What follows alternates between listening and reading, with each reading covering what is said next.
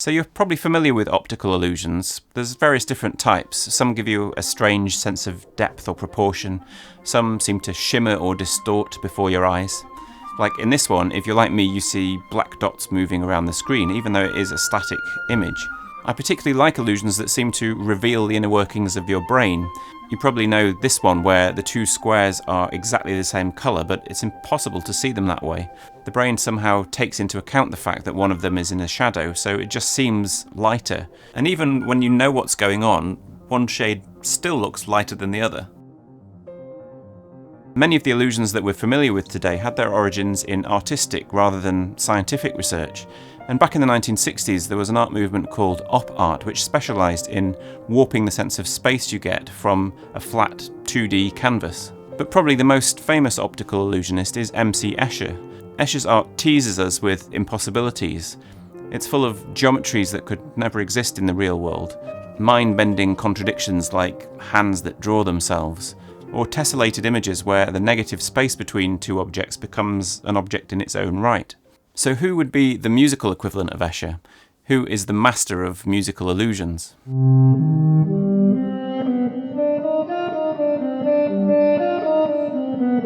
Escher's own choice would be J.S.Bach.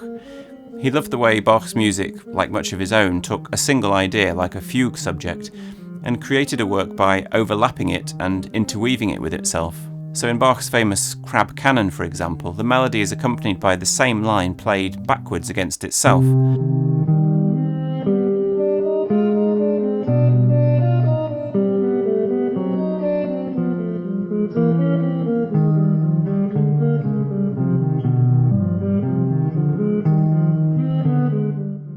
And you can see why that would appeal to somebody who made a woodcut like this, Night and Day from 1939, where black and white birds are each other's negative spaces. But to me it doesn't feel like a perfect match. I mean, no disrespect to Escher, but Bach feels to me just too spiritual, too serious a composer to compare to Escher's often playful and witty art.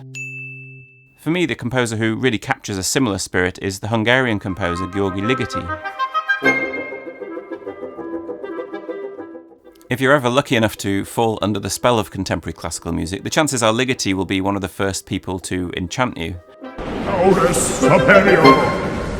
He came to prominence alongside the very serious, pseudo-scientific, avant-garde composers of the 1960s, like Stockhausen's Anarchis and Boulez. He engaged with many of their ideas, but instead of leaving you scratching your head feeling that you're not clever enough to get it, Ligeti's music, like Escher's, has a lightness of touch, a good sense of humour and a ruthless clarity to it.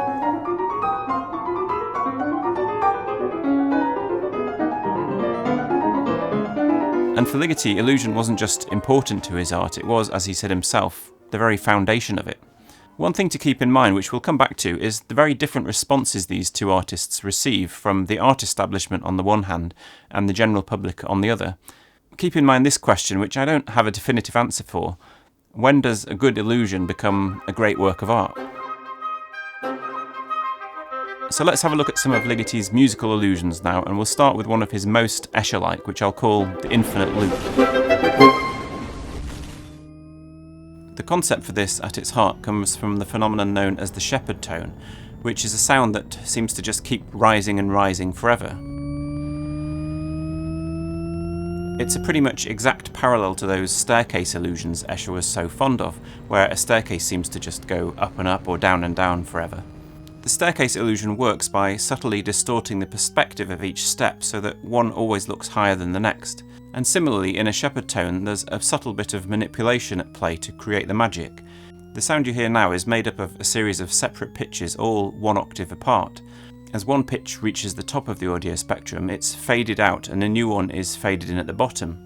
As the notes get higher, they start to seem like overtones of the lower octaves, so we don't really notice when they finally disappear, and we're left with this disorienting sensation of something that seems to keep going up and up forever.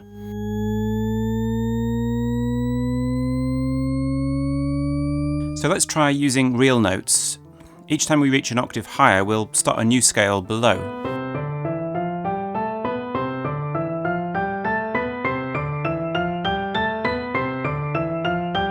You can make it more effective by staggering the entry of the new scale to make it less obvious. And this is more or less what Ligeti does in his piano study Vertige, now using a constantly falling rather than rising scale.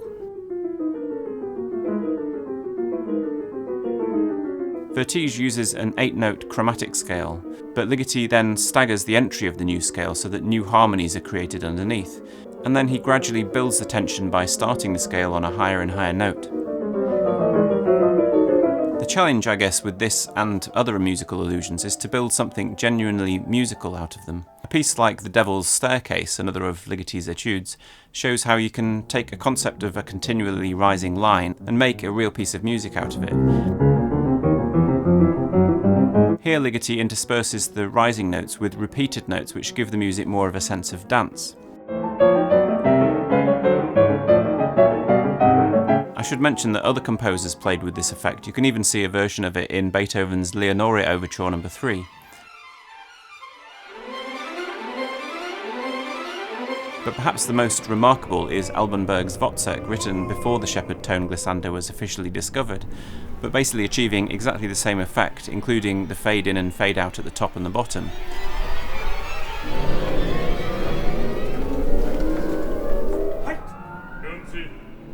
It's also a rather chilling use of the effect. It's the moment where the hero drowns, so I guess it's the water rushing up over his head. I should also mention the Risset rhythm, which I'm surprised Ligeti never got around to exploring. It's a similar phenomenon but applied to rhythm. So instead of having several pitches an octave apart gradually ascending, you now have a rhythm that's gradually speeding up, which is played simultaneously in multiple speeds. Here you can hear a 6-note scale that's played at 5 different speeds. You can hear the piccolo at the top playing the fastest notes and fading out as it reaches top speed.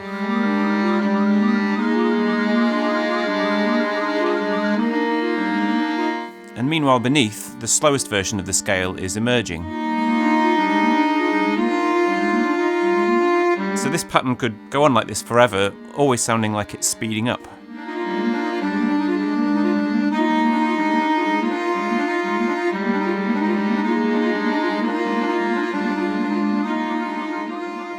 The reason it works, of course, is because it's moving in multiple speeds at the same time. Music has this strange illusion baked into it, that it can seem to move in several speeds at once. You have the physical speeds of the notes flying by, you have the speed of the pulse, the slower speed of the meter, the bar line, and maybe even a slower harmonic rhythm. But it's an illusion that's particularly effective when there's only one player involved. If I play a collection of notes very fast but move around fairly randomly without any obvious patterns, we'll be aware mainly of the overall physical speed. But as soon as I start repeating a pattern, we start to hear a second, slower speed emerging. This is exactly what happens in Ligeti's piece Continuum. It starts with 2 hands playing interlocking Gs and B flats on 2 different keyboards of the harpsichord, so the initial sound is like a very fast repetition of a single 2-note chord.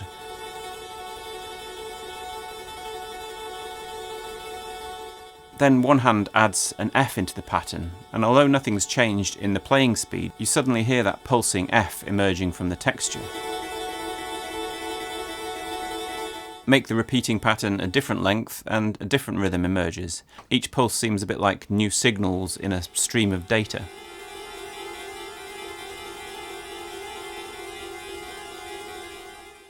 And Ligeti came back to this technique in pieces like the piano etude Autumn in Warsaw, where one pianist plays melodies in multiple speeds all at the same time.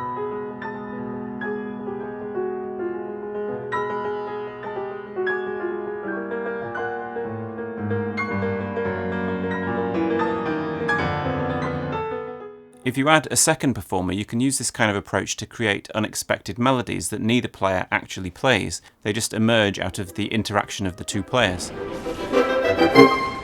So to see a really clear example of how this works, try this out with a bunch of kids sometime.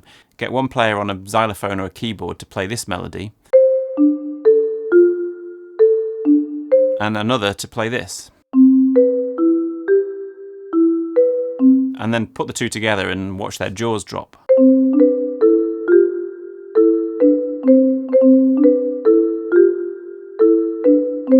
The melodic shapes seem to disappear, and instead we seem to hear 2 scales, one going down, one going up. It's an example of how our brains create patterns that aren't actually there. Ligeti first talked about this imaginary melody illusion in relation to his 3 pieces for 2 pianos. In the second movement there are actually 2 illusions going on. Firstly, by silently depressing keys with one hand, the other then plays a simple chromatic scale up and down. So again there's a fast underlying speed, but all we hear are the slower patterns that emerge from the undepressed notes. But in this piece, Ligeti has 2 pianists doing this at the same time, slightly out of sync with each other. And that's where those interlocking melodies start to build up.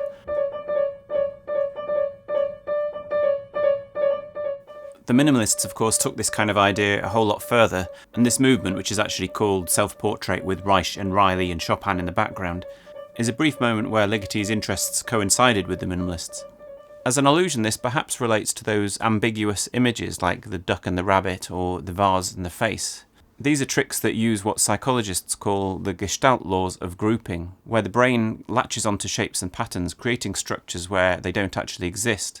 Here's another ambiguous image known as the Canizza triangle, where our brains create a triangle out of the negative space between the objects. So could you do the same in music? How could you hear notes that aren't actually there?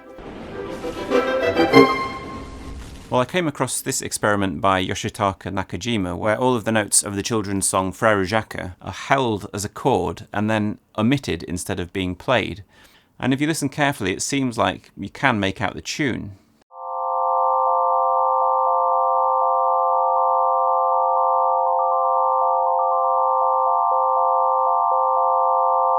But of course, it's not really the fact that the notes are missing that allows you to hear it. It's the fact that they come back in.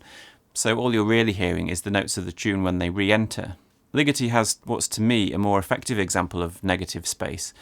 One of his favourite textures is a sort of mad clock sound where a bunch of sounds are all ticking away at different speeds.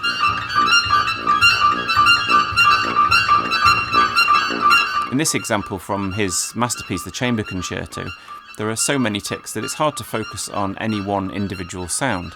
But the ticking sounds are gradually removed one by one, and I always have the feeling that you only really notice the sound after it leaves. You kind of hear it in your memory after it's gone.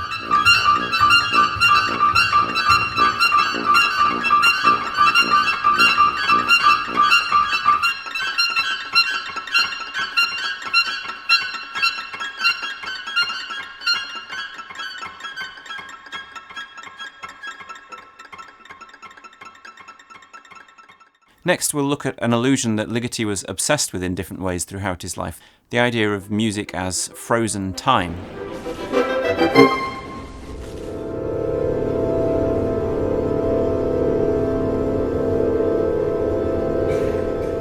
There are, of course, simple ways you can make a piece of music seem static or frozen, just hold some long notes.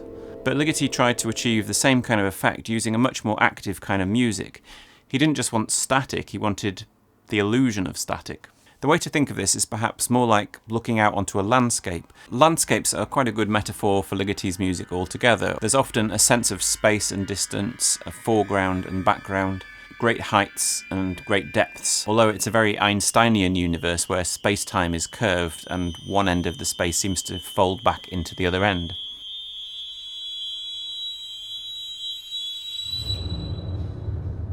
Ligeti often talked about different sections of his pieces as being like opening a window onto a new picture. It might be a landscape with lots of intricate detail, but it's still a static image viewed through a frame. And even though it's static, it doesn't have to be gentle. In this moment from Ligeti's orchestral piece Atmosphere, you can hear one of those windows being opened up, as if onto some kind of angry New York street scene, with honking horns played by fortissimo but muted brass.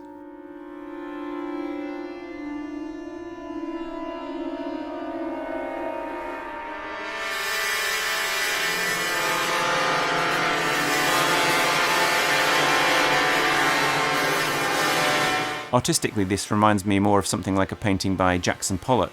Close up, it's a lot of vibrant, fast-moving squiggles, but zoomed out, it's quite static, consistent, and unchanging. Here's another example, again from Ligeti's Chamber Concerto, where the instruments meander around a small group of pitches to create a watery texture that's, again, moving but static.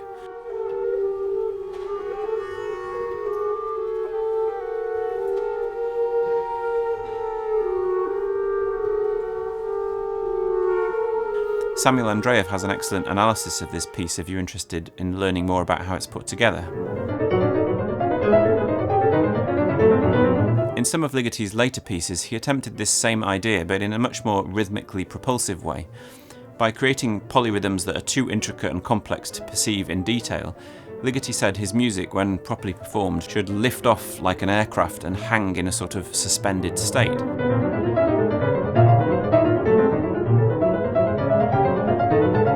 But I think this is actually something you can experience in any good groove-based piece of music, where you enter a flow, a kind of trance state, where the music moves you beyond the immediate sense of speed of the notes and takes you to a kind of floating zone.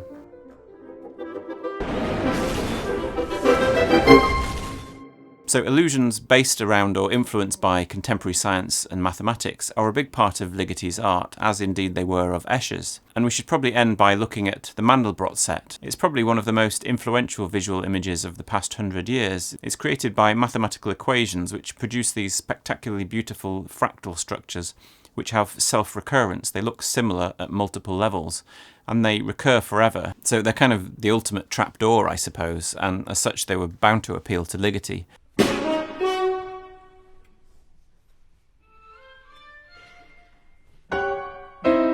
And the piece he considered his most fractal was the fourth movement of the piano concerto. It's very odd music which starts with short bursts of material, which Ligeti said were like mosaic stones.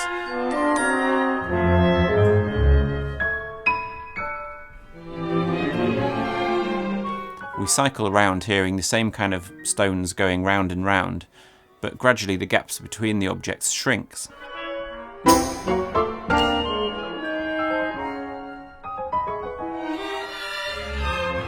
So it's a very close parallel to that Mandelbrot image.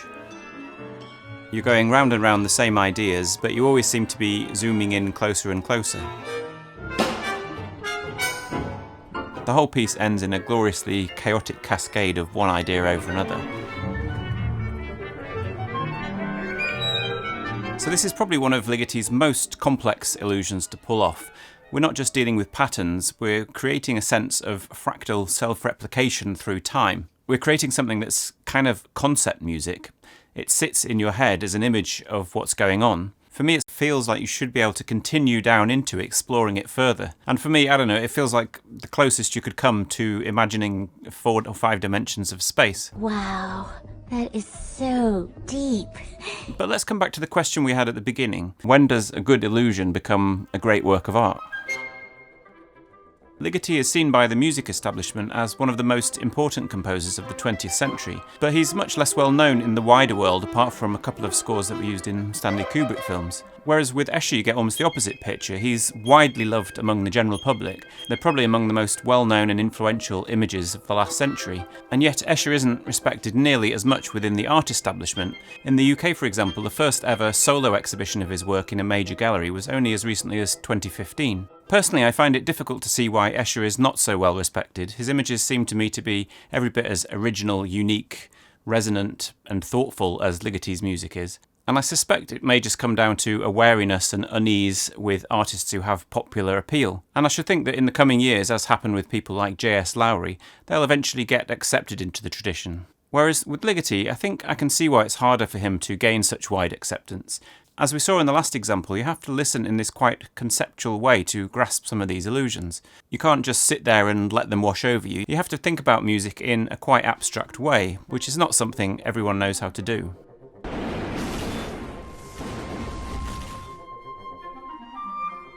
So I mentioned earlier on the screen that if you want to see how I notated that Risset rhythm example, a PDF of that is available over on my Patreon page. You may also like to know that I recently teamed up with the pianist Sequoia, who many of you will know from the recent 5 Composers video, to record and video as many 1-minute Patreon pieces as we can.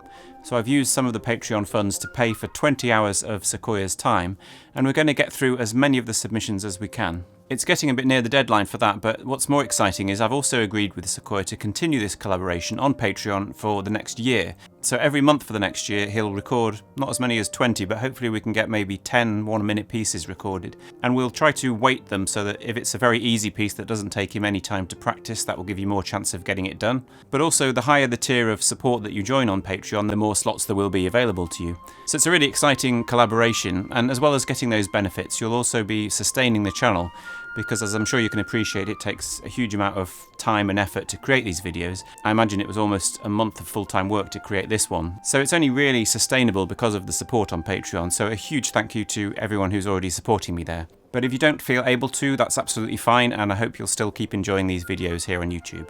Thank you so much for watching, and I'll see you next time.